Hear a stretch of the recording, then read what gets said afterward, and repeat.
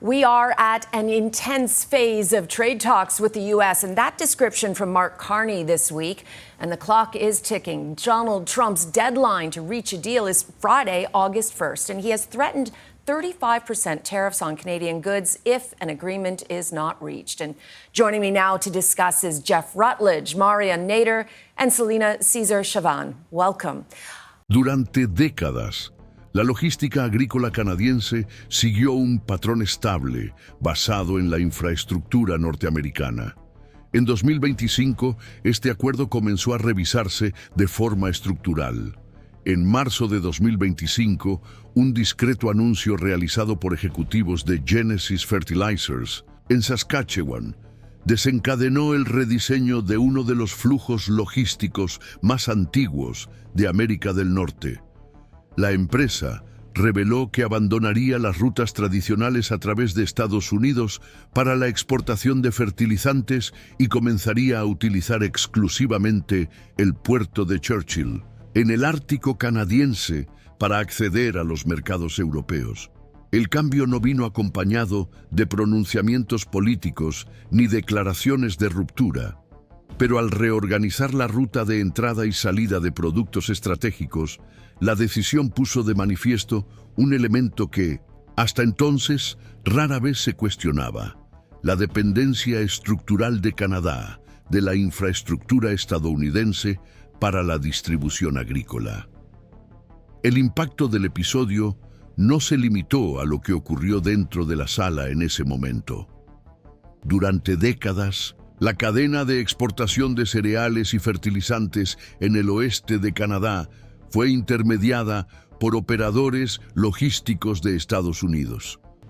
Los cereales cultivados en Alberta, Saskatchewan y Manitoba se cargaban en ferrocarriles canadienses, se transferían a redes estadounidenses al sur y se enviaban desde puertos como Seattle, Portland o Nueva Orleans, acumulando aranceles, tasas y comisiones.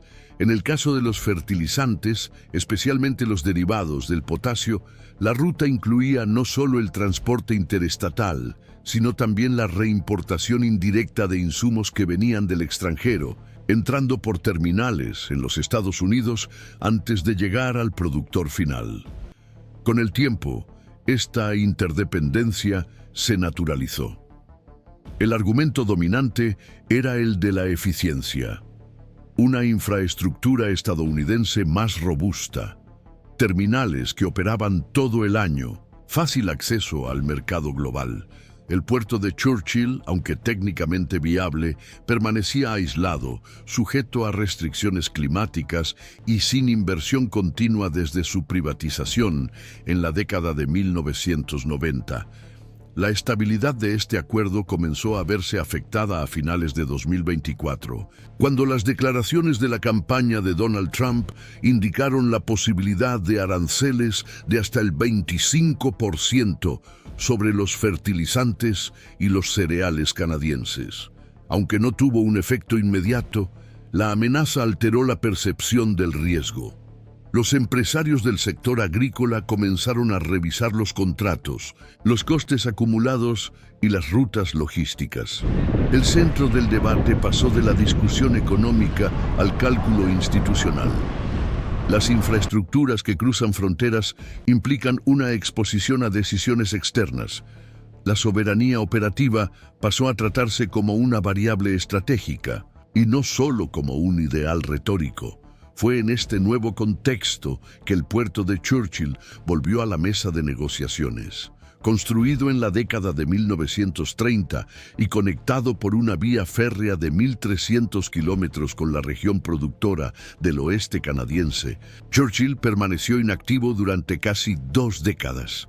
Tras ser vendido a una operadora estadounidense por $1 en 1997, se mantuvo con un mantenimiento mínimo hasta que las inundaciones de 2017 dejaron la línea ferroviaria inoperativa.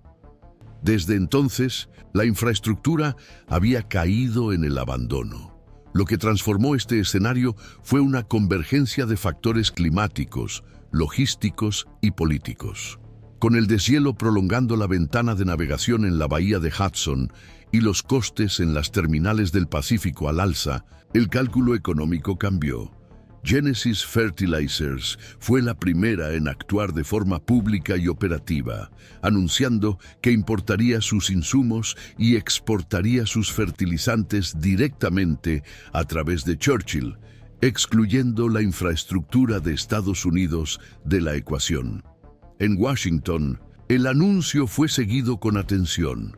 Organismos como el Departamento de Comercio y la Comisión de Transporte Terrestre solicitaron datos actualizados sobre volúmenes y rutas. La lectura preliminar era que el impacto directo sería limitado, pero el mayor riesgo provenía de la replicabilidad. Genesis había abierto el camino para que otras empresas hicieran lo mismo. La lógica del corredor agrícola norteamericano, construida sobre décadas de interdependencia logística, pasaba a convivir con un modelo alternativo basado en la autonomía canadiense.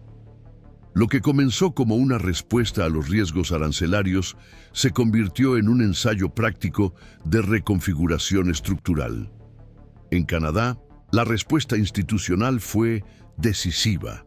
El gobierno federal mostró su apoyo con la liberación de $180 millones en inversiones a lo largo de 5 años para modernizar Churchill. Paralelamente, las provincias de Saskatchewan y Alberta incluyeron la diversificación logística en sus planes estratégicos. Ningún discurso oficial reivindicó el protagonismo de la transición. El énfasis fue técnico. Optimización de rutas, reducción de costes, aumento de la resiliencia. Al internalizar los flujos de entrada y salida de productos agrícolas estratégicos, Canadá comenzó a operar no solo como productor, sino como articulador logístico de su propia presencia en los mercados globales. Este cambio fue seguido con creciente atención por los sectores industriales de Estados Unidos, especialmente los operadores ferroviarios y los consorcios portuarios. Aunque el volumen total involucrado sigue siendo pequeño en comparación con los flujos tradicionales, la nueva ruta alteraba un principio básico, el de que la centralidad estadounidense en las exportaciones canadienses era insustituible. Al introducir una vía alternativa, la decisión de Genesis no cerraba puertas, sino que reducía la vulnerabilidad, y al reducir la vulnerabilidad, cambiaba la relación de fuerzas. La observación realizada por un ejecutivo de la empresa en una entrevista con un medio local resume el espíritu del momento. No se trata de rechazar socios, sino de garantizar que el riesgo de dependencia esté bajo control. Es este tipo de reposicionamiento estratégico basado en decisiones y efectos acumulativos el que analizamos en este canal. Para quienes siguen los movimientos institucionales que reconfiguran las relaciones comerciales y logísticas a largo plazo, vale la pena prestar atención a las implicaciones de este tipo de desplazamiento. Es en este contexto que el caso Churchill comenzó a discutirse no solo como una alternativa logística, sino como una señal de una posible reorganización sistémica. El episodio atrajo la atención de grupos de expertos y consorcios reguladores a ambos lados de la frontera. En Canadá, organismos como la Agencia Canadiense de Transporte y la Asociación Occidental de Elevadores de Granos comenzaron a realizar estudios de viabilidad centrados en la expansión de la infraestructura ferroviaria en el corredor norte. Paralelamente, el Arctic Gateway Group, consorcio que actualmente administra el puerto de Churchill, presentó planes para triplicar la capacidad de almacenamiento y modernizar los sistemas de carga, basándose en proyecciones de aumento continuo de la demanda hasta 2030.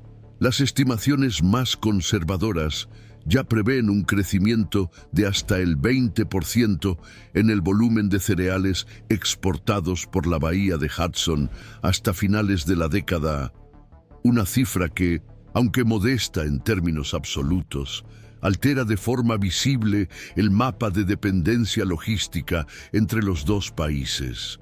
En Estados Unidos, la respuesta fue más difusa, pero no inexistente. La Asociación Americana de Ferrocarriles emitió un memorándum interno en el que alertaba sobre la posibilidad de una pérdida progresiva de contratos con empresas canadienses en las próximas campañas agrícolas. Por su parte, el Departamento de Agricultura de Estados Unidos, USDA, comenzó a seguir con más atención los patrones de exportación a los mercados europeos, especialmente aquellos que históricamente recibían envíos procedentes de terminales bajo jurisdicción estadounidense. En los ámbitos legislativos, el tema surgió de forma indirecta en audiencias sobre la seguridad de las cadenas de producción y las infraestructuras críticas, en las que los parlamentarios cuestionaron el grado de exposición de Estados Unidos a las decisiones unilaterales de sus socios comerciales. Aunque ninguna declaración oficial calificó el cambio canadiense como una amenaza, la interpretación dominante pasó a reconocer a Churchill como un punto de inflexión en el equilibrio estructural de las exportaciones agroindustriales del continente. Esta convergencia ayuda a entender por qué la decisión de Génesis no fue un caso aislado.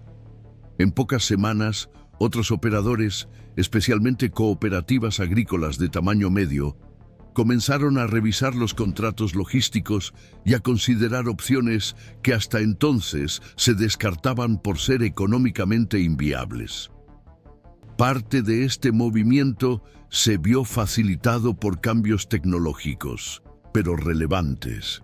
La expansión del uso de sensores climáticos en el ferrocarril de acceso a Churchill, la introducción de protocolos de gestión predictiva del tráfico y, sobre todo, el desarrollo de un modelo híbrido de operación portuaria que permite embarques en ventanas móviles durante los meses de mayor navegabilidad.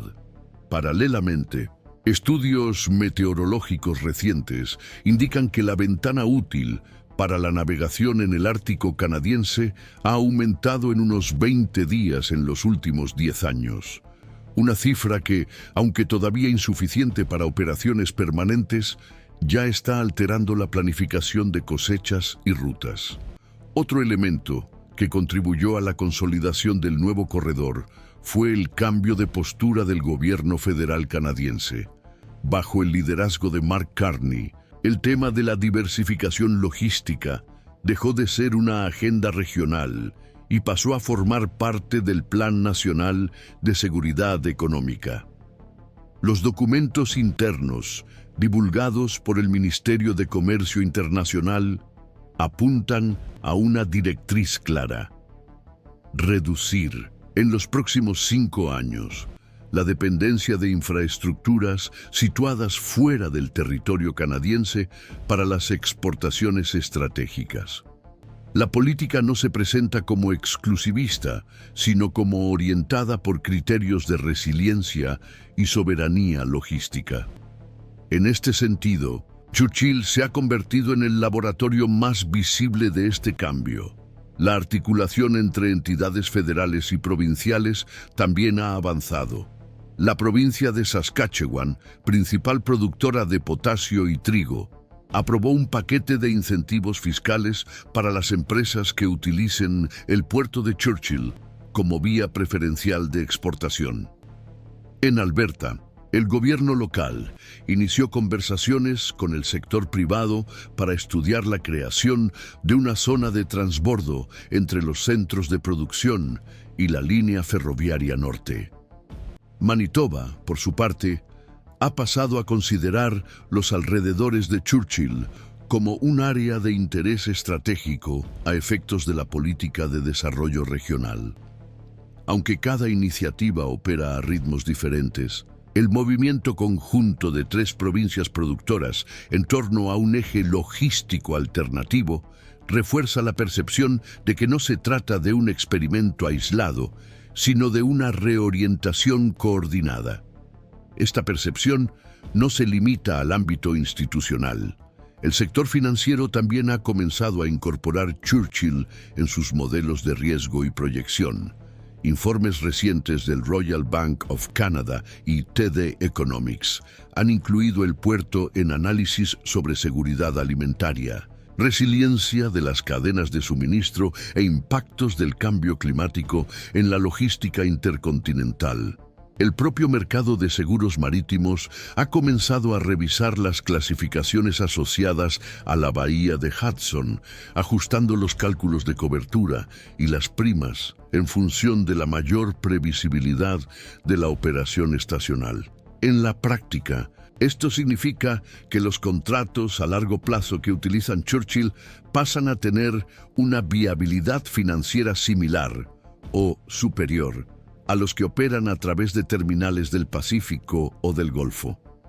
El movimiento también tuvo repercusiones en organismos multilaterales.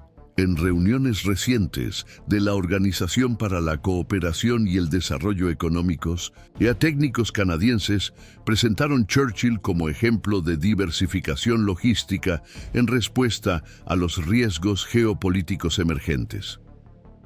Aunque de forma discreta, el caso se citó en paneles sobre infraestructura crítica y capacidad de respuesta a choques externos, junto con iniciativas en Escandinavia y la región báltica. El puerto canadiense, antes marginal en los debates sobre comercio mundial, pasó a ser considerado como un experimento práctico de transición entre modelos basados en la concentración logística y alternativas distribuidas por control nacional.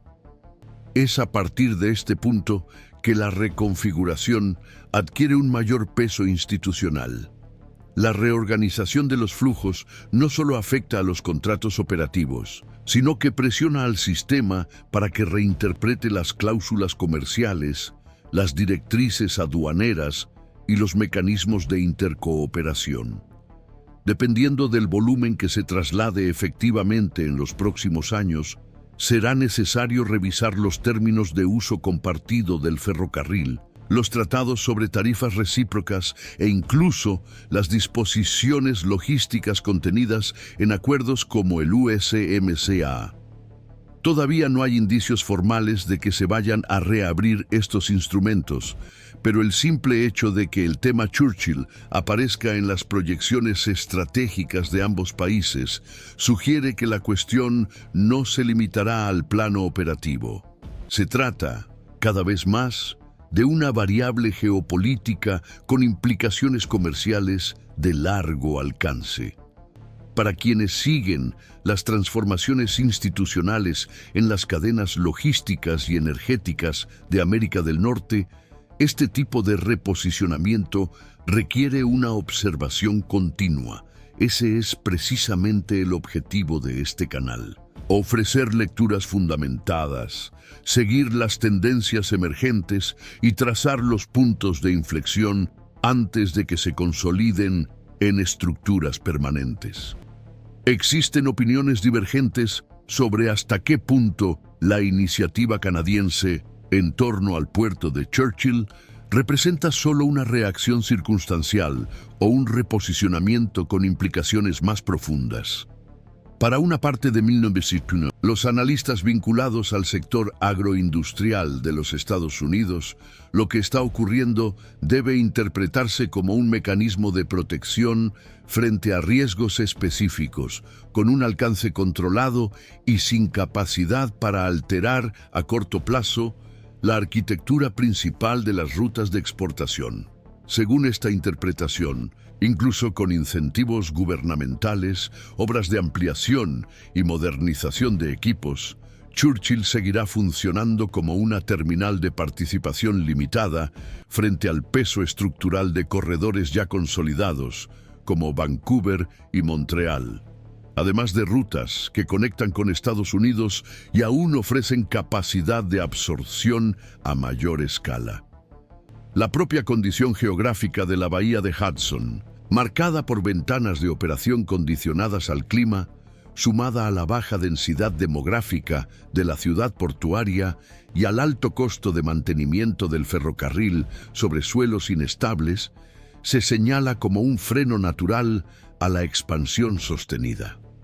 Los informes asociados a la American Farm Bureau indican que, en periodos de mayor presión productiva, Canadá seguirá necesitando la red logística norteamericana para acomodar los picos, preservar la regularidad del flujo y mantener la competitividad en determinados destinos internacionales.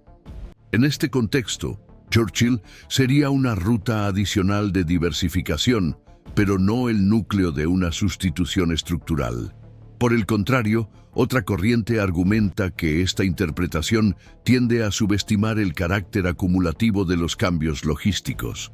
Los economistas vinculados al Center for International Governance Innovation defienden que el valor estratégico de Churchill no debe medirse únicamente por los volúmenes actuales, sino por el efecto que su activación puede desencadenar en toda la cadena productiva. Cuando una ruta alternativa se vuelve viable, aunque sea parcialmente, modifica los incentivos económicos y reorganiza las decisiones aguas arriba, influye en los contratos futuros, altera la planificación de la cosecha, estimula la redistribución de los almacenes y favorece las inversiones en puntos intermedios de almacenamiento y transporte. La existencia de un corredor funcional fuera de los canales tradicionales debilita la rigidez de los sistemas centralizados y desplaza el poder de negociación de los operadores históricamente dominantes. Según esta línea de análisis, incluso una participación del 15 al 20% en las exportaciones agrícolas canadienses sería suficiente para remodelar los patrones históricos de dependencia y redistribuir los márgenes que antes se concentraban en los operadores logísticos de los Estados Unidos. En el ámbito institucional canadiense, los registros discutidos en recientes reuniones del Comité Permanente de Agricultura del Parlamento apuntan a otro tipo de preocupación: cómo ampliar la operación sin crear fragilidades adicionales. La conexión ferroviaria entre The Pas y Churchill requiere un mantenimiento continuo, con altos costos agravados por ciclos irregulares de deshielo, erosión e inestabilidad del terreno. El transporte constante de cargas pesadas requiere inversiones permanentes que, hasta ahora, dependen de una combinación de aportes públicos y compromisos voluntarios del sector privado. El Ministerio de Transporte de Canadá reconoce que, incluso con las inversiones previstas, la operación seguirá estando sujeta a fenómenos climáticos extremos que pueden interrumpir los flujos y elevar los costos. La mitigación de estos riesgos implica ingeniería, monitoreo y, sobre todo, una gobernanza coordinada entre entidades federales, provinciales y municipales capaz de reaccionar con previsibilidad y rapidez ante fallas operativas. En el plano normativo, el debate evoluciona hacia la cuestión de cómo debe encajar Churchill en el sistema de normas comerciales y logísticas de América del Norte. Los expertos en derecho comercial internacional evalúan si la ampliación del uso del puerto puede generar disputas interpretativas dentro del Acuerdo Estados Unidos-México-Canadá, principalmente en relación con las cláusulas vinculadas a la reciprocidad y la neutralidad de las condiciones logísticas. Aunque Canadá no está impidiendo el acceso formal, la creación de incentivos nacionales y la priorización de los activos nacionales pueden ser interpretadas por los representantes estadounidenses como distorsiones indirectas del mercado. Hasta el momento, no ha habido notificaciones oficiales ni se ha abierto un panel. Aún así, observadores cercanos a la oficina del representante comercial de los Estados Unidos ya han indicado que el tema puede cobrar relevancia institucional si Churchill supera ciertos niveles de participación. El punto en disputa no sería el derecho soberano a operar infraestructura propia, sino los efectos indirectos de esa elección sobre mercados fuertemente integrados. También existe una interpretación más amplia, respaldada por centros de investigación dedicados a la seguridad alimentaria y la geopolítica económica, que ve en Churchill un ejemplo de una tendencia más amplia: la búsqueda de la relocalización estratégica de cadenas críticas como respuesta a la acumulación de riesgos globales. Desde la pandemia, y con el aumento de las tensiones comerciales entre Estados Unidos, China y la Unión Europea, varias economías han comenzado a priorizar la redundancia, la resiliencia y el control operativo. En este escenario, la iniciativa canadiense no parece un episodio aislado, sino un movimiento coherente con una coyuntura marcada por la inestabilidad y la incertidumbre. Analistas del Peterson Institute for International Economics y de la Organización para la Cooperación y el Desarrollo Económicos señalan que rutas alternativas como Churchill pueden convertirse en una referencia para los países que desean reducir su exposición a cuellos de botella, evitar la dependencia excesiva de corredores externos y crear margen de maniobra frente a las presiones políticas. Lo que se describe en este análisis no es una ruptura explícita, es una reorganización del control y la previsibilidad. Desde el punto de vista canadiense, el discurso oficial sigue siendo cauteloso y evita el lenguaje confrontacional. Expresiones como autonomía operativa, diversificación resiliente y optimización logística predominan en las declaraciones públicas. Sin embargo, los documentos técnicos internos indican que la estrategia no se limita a la complementación. Existe un objetivo claro de sustituir parte de los flujos históricamente dependientes de corredores externos por rutas íntegramente controladas dentro del territorio nacional. El plan asignado a Genesis Fertilizers, por ejemplo, prevé que el 90% de los insumos y productos se transporten a través de Churchill hasta el año 2028. Si iniciativas de este tipo se extienden a otras empresas, el cambio tenderá a alterar de manera estructural la dinámica de interdependencia logística con Estados Unidos. El ritmo del proceso dependerá del volumen y la estabilidad, pero el sentido estratégico parece estar establecido. Para los operadores logísticos estadounidenses, este nuevo escenario plantea retos que van más allá de los ingresos. La reducción de la participación en los flujos canadienses representa una pérdida de influencia sobre los contratos, las normas reguladoras y las decisiones de inversión regionales que han moldeado las cadenas productivas durante décadas. La infraestructura no solo cambia las rutas, sino también los hábitos económicos.